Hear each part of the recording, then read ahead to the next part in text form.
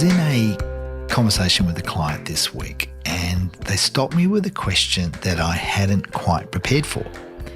And that question was, what do you see, Digby, in leaders who operate well at the senior level?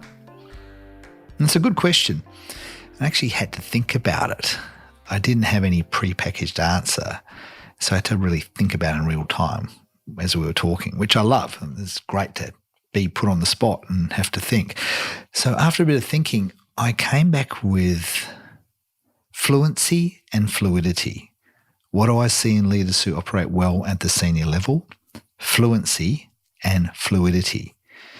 And reflecting on it now, I've been sitting with those two words and that idea for a little while, but never really had dug into them. Today, I want to spend a little bit of time on explaining those two ideas because I reckon they're worth unpacking, particularly fluidity.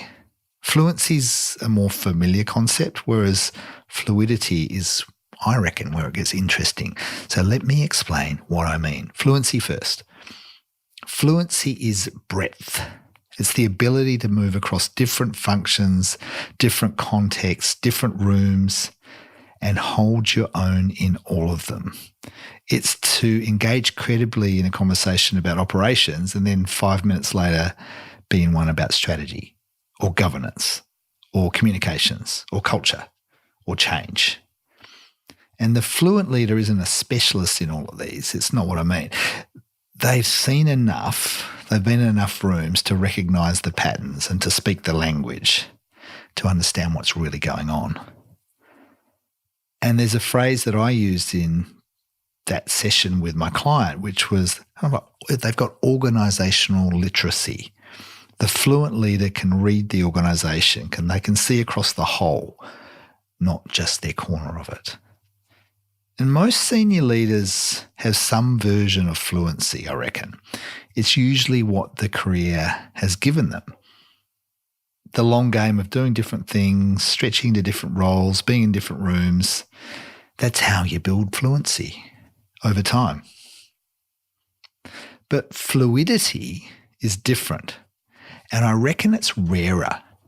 Fluidity isn't really about what you know, it's about how you show up. Fluidity is a range of style. It's the ability to read what a moment actually needs and then adapt, to not default to your natural mode. Here's an example of what I mean. So say you're a natural mover. Your default gear is to drive things forward, and you come into a room ready to push things, make things happen. And in a lot of situations, that's exactly what's needed. But a fluid leader knows when it's not. They can sit back, they can listen, they can slow the whole thing down and make space for others to move. And they can do it without feeling like they're suppressing something. They've chosen it deliberately. Another example, say you're a natural challenger. So you can see what's wrong from across the room, and that's really valuable. But the fluid leader knows that there's moments when you follow first. You let the idea breathe. You don't always have to be the one who pushes back. You know those people, right? They're always challenging regardless of whether it's actually serving the conversation. We've all been in that room.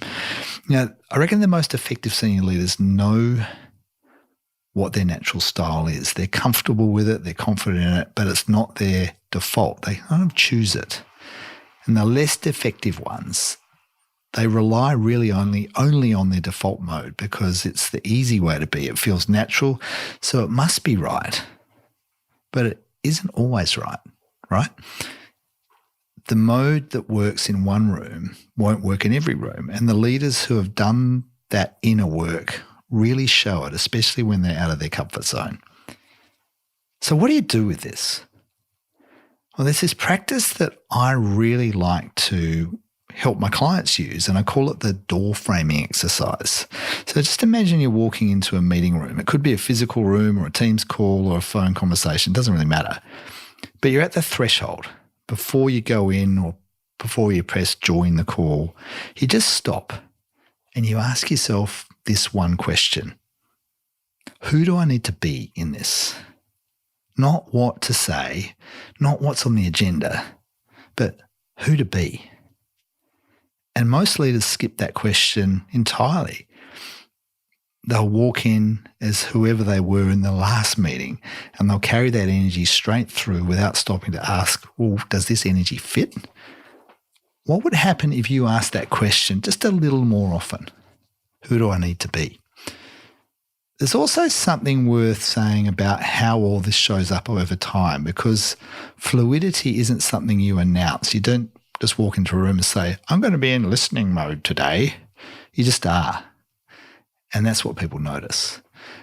What makes fluidity visible to others is that consistency of awareness, not the same behaviour every time, but the same awareness every time, the awareness to adapt. And people around you start to notice that you're reading the room rather than running your natural platform, your pattern on autopilot. So fluency builds over time. And you get it by doing different things, being in different rooms, stretching beyond what's the comfortable. Whereas fluidity takes different work. It comes from really knowing your default, not just intellectually, but in the moment, and being willing to step out of it deliberately, to choose differently because it serves the room, even when it's not comfortable. So let's close with a question, which is, what's your default mode? And what would it look like to step out of it? I'm Digby Scott. This is Dig Deeper. Until next time, go well.